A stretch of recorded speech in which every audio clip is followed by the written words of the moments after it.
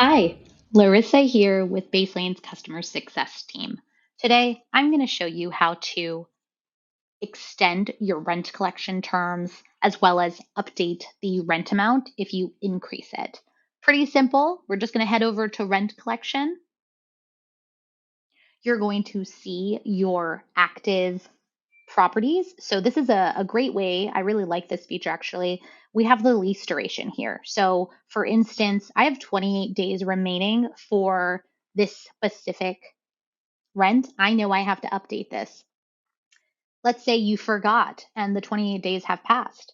Then just a heads up, that property is going to be listed and expired. So you just want to make sure that, if you're noticing you have a certain amount of months remaining, it's getting close to the expiration, you can definitely do so in the active section. If you forgot and it's already expired, it's going to be in the expired section here. Now, for instance, let's head over to the AMLI at Mueller Unit A property. I've actually want to extend. This is great. We have a feature here that's going to tell you that this rent collection is expiring soon and if you want to extend or renew.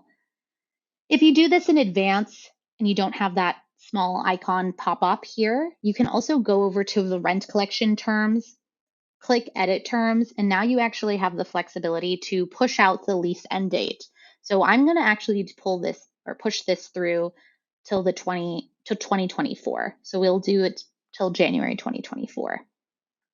Just a heads up, if you have a long-term lease and you want to move it to month, you'll actually have to end an archive and start that process to select month to month. You can still invite that same tenant. It'll actually be saved in our tenant section, so you don't have to re-invite them, but we can't move it from long-term to month. Now, if you have month to month and want to push it out to long-term, you definitely have the option to do that.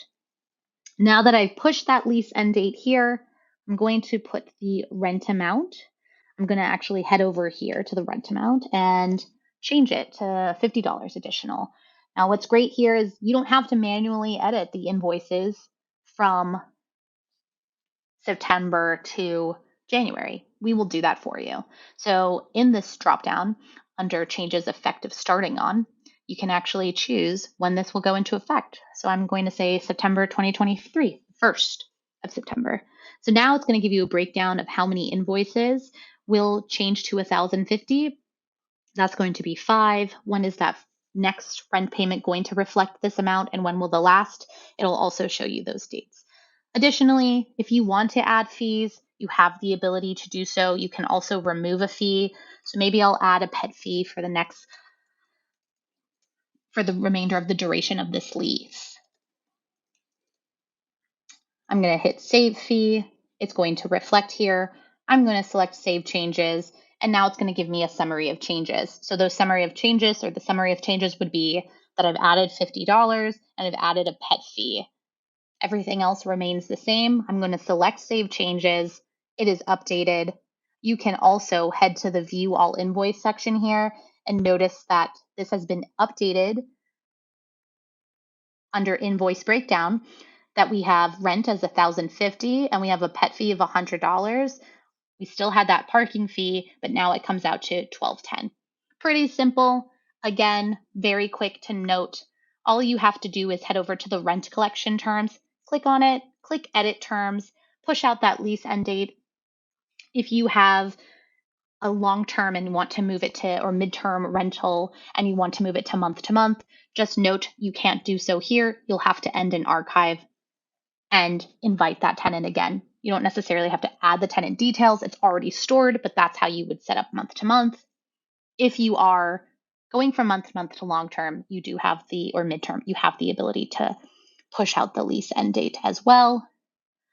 You can add the rent amount here, the updated rent amount, make those changes, choose the effective date, add a fee, remove a fee. It'll all be there for you. And then you can click Save Changes. Pretty simple, no issues there. And if you have any other questions, don't hesitate to reach out. Thanks so much. You have a great day. Take care.